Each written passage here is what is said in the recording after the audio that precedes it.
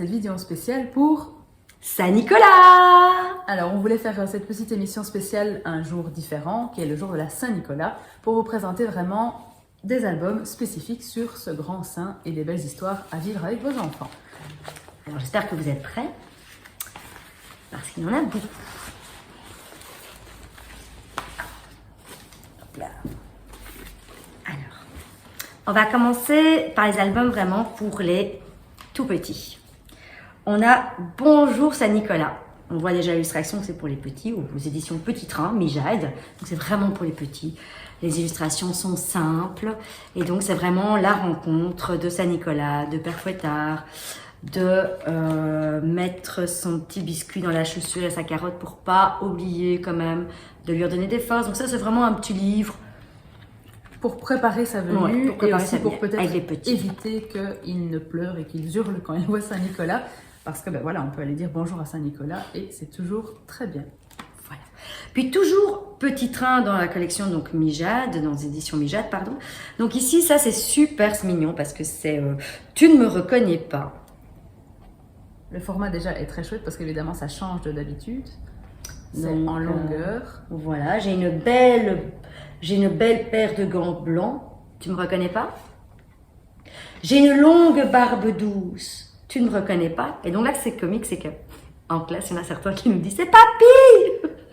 Non, c'est pas papy, c'est le grand saint. Et donc petit à petit, vous allez découvrir donc Saint-Nicolas. Et puis c'est bien parce que ça apporte beaucoup de vocabulaire. Je mets ma mitre sur la tête, les gants blancs, la barbe, la crosse. Donc au niveau vocabulaire, c'est génial pour les petits. Le cadeau, bon, ça c'est un mot qu'ils connaissent. Hein, donc ça, c'est un mot qu'ils connaissent. Et oui, c'est le grand Saint-Nicolas. Donc ça, c'est deux petits albums qui sont vraiment très très chouettes pour les petits. Alors, dans la continuité de Saint-Nicolas, c'est pour les moyens. Maintenant, les petits peuvent vraiment accrocher aussi. C'est le petit Saint-Nicolas. Et donc, c'est aux éditions Ballon. C'est de Kathleen Amand. Et donc, c'est une très chouette histoire où, en fait, il y a un petit garçon qui s'appelle évidemment Nicolas et qui adore jouer à Saint-Nicolas. Donc, il fait tout comme Saint-Nicolas. Il est toujours avec sa mitre, avec ses vêtements. Il a un cheval. Il fait sa barbe, évidemment, dans le bain. Les images sont déjà très, très chouettes. Donc, pour les petits, ça parle vraiment beaucoup. Maintenant, l'histoire parle à tous les niveaux, je pense. Il s'entraîne à marcher sur les toits. Il fait des parcours. Et évidemment, arrive le grand moment où il rencontre Saint-Nicolas parce qu'il veut aller l'aider dans la distribution des cadeaux. Donc c'est vraiment très chouette, c'est plein d'humour, de douceur et c'est vraiment une petite histoire drôle sur Saint-Nicolas qui a du coup un apprenti pour une nuit. Alors ici, on va vous présenter l'album Léo et Emma attendent Saint-Nicolas. Donc en fait, Léo, qui est le petit garçon, aimerait trop envoyer une lettre à Saint-Nicolas, mais il ne sait pas encore écrire, heureusement qu'il y a ça. Grande sœur. Très bien, qu'il a sa grande sœur qui est là pour l'aider. Et une fois que les lettres sont postées, le problème de tous les enfants, c'est qu'il faut attendre le 6 décembre. Et ça, c'est pas facile parce qu'ils ont vraiment envie de voir Saint-Nicolas. Donc un petit album hyper drôle, très sympa, justement, encore un sur la fratrie. Et tous les deux, ils vont s'unir pour attendre Saint-Nicolas. Alors, dans le même genre d'histoire, nous avons C'est quand la Saint-Nicolas de Luc Faucroul et Annick Masson aux éditions Mijade. Donc déjà, les dessins sont très jolis. Ce sont des belles couleurs, toujours les albums Mijade, c'est toujours vraiment très joli. Et même chose, ce sont deux frères qui attendent Saint-Nicolas. Et ils ont été très très sages, mais à l'école, on a déjà commencé à faire des petites mitres de Saint-Nicolas. Et donc le plus petit se demande quand diable va-t-il arriver. Donc à chaque fois, on leur apprend que s'ils sont bien sages, évidemment, Saint-Nicolas voit tout et qu'on lui apportera des cadeaux. Ce qui fait que les enfants ont tendance à se disputer parce qu'il veut être celui qui sera le plus sage pour que Saint-Nicolas apporte plus de cadeaux. Et donc petit à petit, ils vont apprendre à attendre que d'abord il faut faire la lettre afin de lui envoyer, voir ce qu'ils ont envie qu'il apporte et après s'armer de beaucoup de patience pour que Saint-Nicolas arrive et apporte enfin les cadeaux. Alors ici, je vais vous présenter un livre qui n'est pas un coup de cœur, mais que je trouve intéressant pour si un enfant demande la vraie histoire de Saint-Nicolas. Donc c'est La légende de Saint-Nicolas aux éditions Ozu.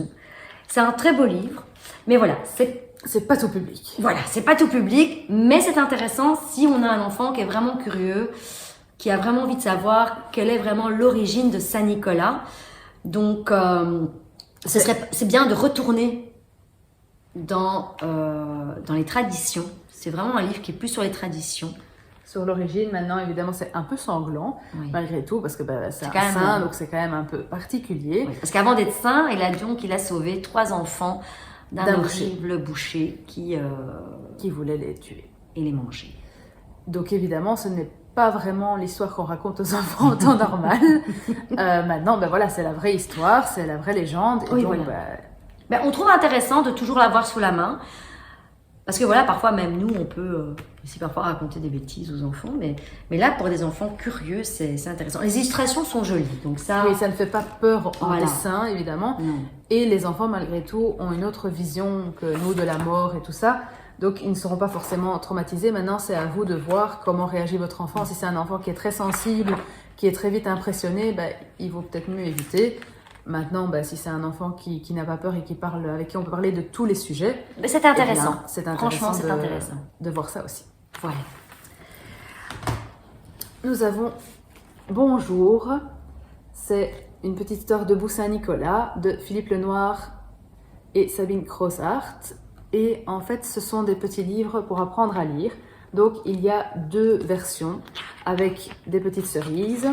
Et donc, on a une petite cerise pour ceux qui sont débutants. Donc, c'est une petite race pour décrire l'image. Et pour les lecteurs confirmés, il y a 2 petites cerises. Et donc, c'est ce texte-là qu'ils doivent lire. Donc, si c'est l'adulte qui lit, eh bien, il peut lire les 2. Si c'est un enfant qui apprend à lire, en fonction de son niveau, on lui fera lire ou la petite phrase ou la plus longue. Mais ça permet quand même de comprendre l'histoire. Et en fait, c'est Saint-Nicolas qui n'arrive pas à se lever. Donc évidemment, ça amuse beaucoup les enfants parce que c'est la seule nuit où il doit aller travailler. Le père Fouettard a beau faire, il n'a vraiment pas envie de se lever pour aller distribuer les cadeaux. Et donc, le père Fouettard va faire tout ce qui est possible pour arriver à ce que Saint-Nicolas sorte de son lit et aille distribuer les cadeaux aux enfants. Alors voici maintenant les 2 derniers albums, si je ne me trompe pas, de notre sélection Saint-Nicolas. Alors ce sont 2 qu'on aime beaucoup. On a Un cadeau pour l'âne de Nathalie Polfier et de Laurence Bourguignon. Voilà, donc un magnifique livre aux éditions de nouveau, si je ne me trompe pas, c'est Mijade, avec de très beaux dessins pastels. Et en fait, ça fait des années que j'ai cet album. Et je l'adore parce qu'en fait, là, c'est pas l'histoire de Saint-Nicolas, c'est l'histoire de l'âne qui est têtu, qui ne veut pas aller distribuer les cadeaux parce que lui aussi, il veut son cadeau. Et donc, il est tombé amoureux d'un train qui est pour un petit garçon. Et donc, il ne veut pas avancer tant qu'il n'aura pas de train. Et tant qu'il n'aura pas son train, il ne voudra pas avancer. Donc, Saint-Nicolas doit faire la tournée de ses cadeaux avec un âne têtu qui ne veut pas avancer. Donc, c'est vraiment une belle histoire avec de très belles couleurs. Et une belle morale, en fait. Parce qu'au final, il a intérêt à être sage. S'il veut aussi que Saint-Nicolas passe pour lui. Et le dernier livre, ce livre-là, on l'aime beaucoup toutes les 2. Également, c'est Saint-Nicolas. C'est qui celui-là aux éditions de nouveau Mijade. Je pense que... On aime bien Mijade. Voilà. Donc, ce qu'on aime dans ce bouquin, c'est que ça permet de dire aux enfants qui sont des petits chenapans que c'est pas parce qu'ils font que des bêtises que Saint-Nicolas ne voit que leurs bêtises. En fait, dans ce livre, cet enfant, il est sûr et certain d'être dans la liste noire au point de vouloir carrément aller shipper le cadeau qu'il aimerait vraiment avoir.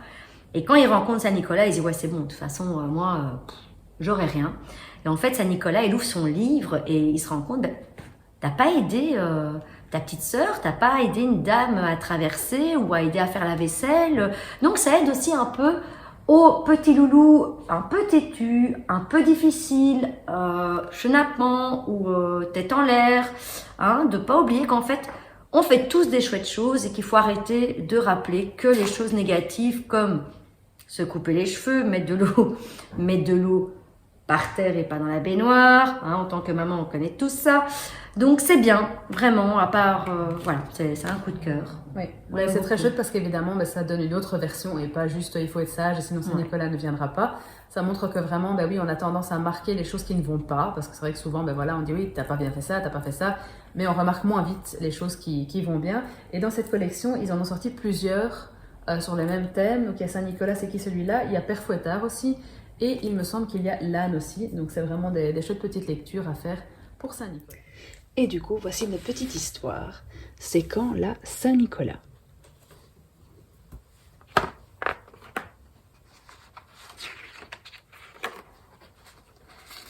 L'automne a dépouillé le grand marronnier de la cour de l'école. L'hiver arrive à grands pas, mais le froid ne semble pas calmer l'excitation des enfants. c'est bientôt la Saint-Nicolas. Chez Madame Yolande, les plus jeunes confectionnent des chapeaux rouges en papier. Madame, c'est qui Saint-Nicolas demande Safiatou, qui est nouvelle dans la classe. Eh bien, c'est une tradition chez nous. La nuit du 6 décembre, un grand monsieur vêtu de rouge, avec une longue barbe blanche, apporte des jouets aux enfants sages. Quoi? Si je fais une bêtise, je n'aurai pas de cadeau, hurle Patrick inquiet. Il faut vraiment faire de grosses bêtises pour ne rien recevoir, rassure Madame Yolande. Mais faites attention tout de même. Du haut de ces nuages, il voit tout. À la récréation, Louis est bizarre. Il fait de grands gestes et parle tout seul. Il ramasse les papiers sales et il va les déposer dans la poubelle. « Mais qu'est-ce que tu fais ?» lui demande Patrick. « J'essaie de me rendre utile. Comme ça, Saint-Nicolas me portera plein de cadeaux. J'ai déjà jeté 5 emballages, dit-il en parlant très fort vers le ciel. Eh, c'est pas bête, je vais faire comme toi. Ah non, c'était mon idée. Les voilà qui se disputent pour ramasser un vieux chewing-gum. Madame Yolande essaye de les calmer. Allons, allons, pas de querelle. Que va penser Saint-Nicolas lorsqu'il viendra à l'école? Le lendemain, Saint-Nicolas est là dans la grande salle. Tous les enfants défilent devant lui pour recevoir une mandarine et un spéculoos. Patrick a un peu peur, mais il ne pleure pas. « C'est pas le même Saint-Nicolas qu'au magasin » chuchote Sophie. Maintenant qu'il est passé à l'école, Patrick ne se tient plus. Il ne peut pas s'empêcher de demander toutes les 5 minutes. « C'est quand la Saint-Nicolas » Michel, son grand frère, en a un peu marre. On te l'a déjà dit plein de fois, c'est le 6 décembre. Mais ça fait combien de doudous? Encore quelques-uns, patience. Soudain, un bruit les interrompt. Le catalogue de jouets! Passe-le-moi! Je l'avais en premier. Bon, ok, viens, on va le regarder ensemble. Les jouets du catalogue sont tous plus beaux les uns que les autres. Michel et Patrick les voudraient tous. Celui qui les fait le plus rêver, c'est un superbe robot télécommandé. Il ferait tout ce qu'on veut, imagine Michel. Comme ranger ma chambre et me préparer des milkshakes, demande Patrick. Oui, et aussi plein de trucs terribles. Mais d'abord, il faut écrire une lettre à Saint-Nicolas. Patrick ne peut s'empêcher de redemander. C'est quand la Saint-Nicolas? Bientôt, bientôt, dit maman. D'ailleurs, il est temps de mettre vos souliers près de la cheminée et d'y déposer votre lettre. Et j'ai pas fini ma liste, moi. J'ai 2 ou 3 idées supplémentaires pour qu'il puisse avoir le choix. Le lendemain, Patrick s'écrie « Oh, Saint-Nicolas a mis des chocolats dans mes chaussures. Merci, Saint-Nicolas. C'est quand qu'il apportera des jouets? Demain, les enfants, c'est demain le grand jour. Youpi! Mais, maman, papa a mis ses souliers qui sentent mauvais à côté des nôtres. Eh bien quoi? Tout le monde a droit à un petit cadeau, non? Dit papa. D'ailleurs, ce serait gentil de préparer une carotte pour l'âne de Saint-Nicolas. Et peut-être même un petit verre de whisky pour lui. Je suis certain que ça lui ferait plaisir. » Cette nuit-là, Patrick n'arrive pas à trouver le sommeil. Il est bien trop excité. « Je peux venir dans ton lit ?»« Allez, d'accord, viens, on va se raconter des histoires. Les meilleures histoires, celles qui font rêver et qu'on invente nous-mêmes. »« Il est où, Saint-Nicolas? Qu'est-ce qu'il fait maintenant? Il prépare nos jouets ?»« Oui, nos jouets et aussi ceux de tous les autres enfants. » Il habite dans le ciel et dans son jardin, il y a des arbres magiques sur lesquels poussent les cadeaux.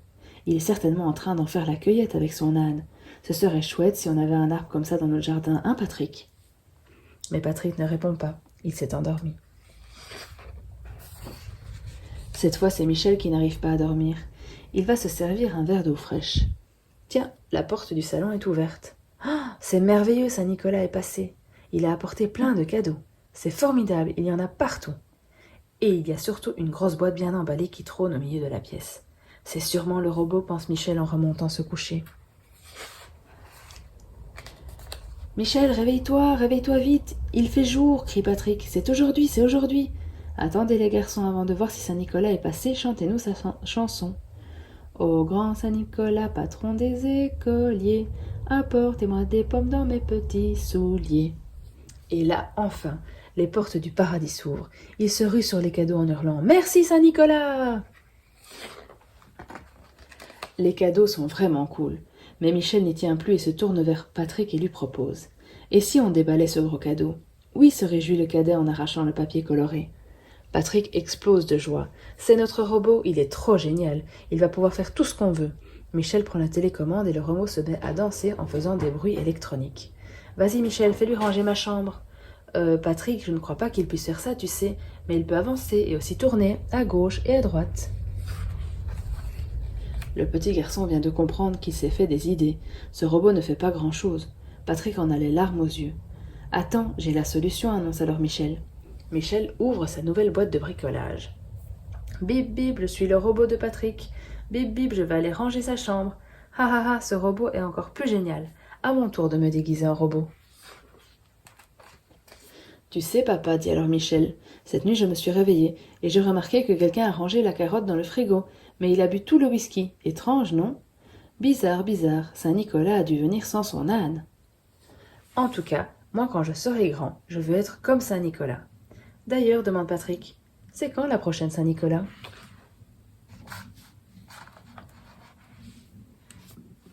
Voilà, on espère que cette petite édition spéciale Saint-Nicolas Vous aura plu ? N'hésitez pas à nous laisser un pouce, un commentaire, à nous laisser un petit mot, ça fait toujours plaisir, ça encourage et à nous dire ce que vous en avez pensé. Merci, bonne Saint-Nicolas. Au revoir.